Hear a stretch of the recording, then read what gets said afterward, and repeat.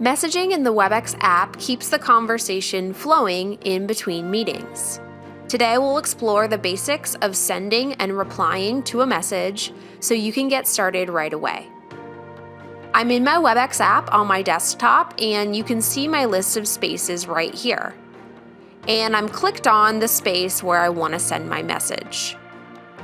Over here to the right-hand side, you'll see a history of all the messages that have been sent in this space. And let's go ahead and send a message now.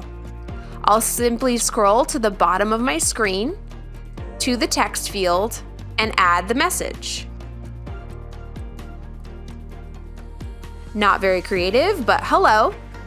I can then select Enter to send my message. Now, to really jazz things up a little bit more, let's take a look at some more options we have, like attaching a file.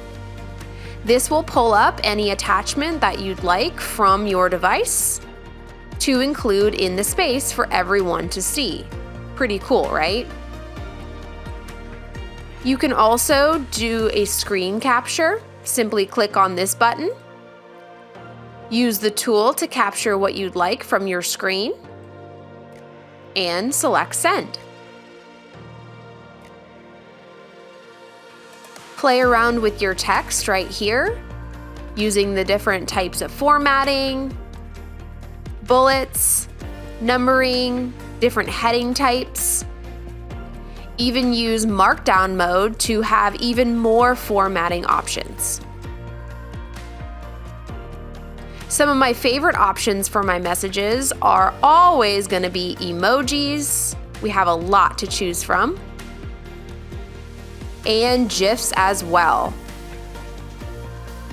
With a great search option above to search for anything you want to include.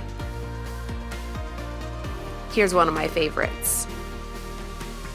Something recently added that I also really enjoy is the option to use your Bitmoji. So you can connect your Bitmoji avatar and include this to add even more of your personality to your messages.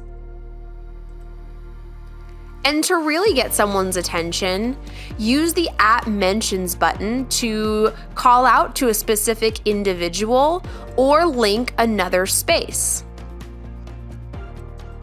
You can also throw in your personal meeting room URL at any time, and this will get you started with an ad hoc meeting right away. So you've got the basics of sending a message down, but how about replying? You have lots of different ways to respond to a message. First, just go back down to the messaging field, and obviously you can send a reply down here. Any messages that you want to send, you can use this text field. But how about if you want to reply to something that was sent earlier? Let's use an example. If we scroll up and we decide that we want to respond to Lysandra's message right here, we can use our options to do that. If you simply want to add a reaction and not type a message, you can do that here. Thumbs up. You can also start a thread. And what this will do is it will open up a pop-out window where you can type your reply, and you'll notice that you have all the additional options just as we did before. Thank you.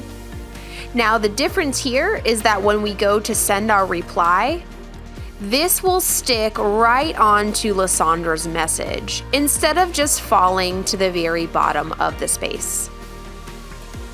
You can also choose a couple more options here to quote a reply. This will essentially do the same thing as starting a thread, but everything will be brought down to the bottom of the space, kind of like refreshing it back into the conversation. You can forward a message to someone who's not part of the space. And under More Options, you can flag those important messages for later. Flag for follow-up, you'll be able to find those messages under your Filters button.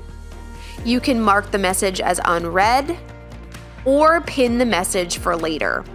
Check out these pins. Up here. so that maybe you have a couple of messages you want to refer back to. Okay, just one more thing that I wanted to show you. Have you ever needed to edit or delete a message that you already sent? It's easy to do that just by hovering over the message, clicking on the pencil to edit, or clicking on the More Options button and deleting your reply or deleting your message. You can only edit or delete your own message unless you're a space moderator. Okay, best practices, here we are. Number 1, search party. You can search through the history of your conversations with the search bar on top of your app to find people, spaces, messages, files, even devices. You can search on everything, including space names, or refine your search with the filters to narrow the results. Number 2, all the filters. Next to your Space tab, there's a filter button that has all kinds of options to help you organize your messages, including filtering unread, @mentions, threads, flags. I find this incredibly helpful when managing my day. And number 3, these are my people. Before sending out that internal document or all of those cat GIFs, check out the People tab at the top of the space to see who's in there. There's even an indicator for people that aren't part of your organization, so you know who you're talking to. Okay, thanks for watching, and be sure to check out our other quick tip videos right here at golearn.webex.com.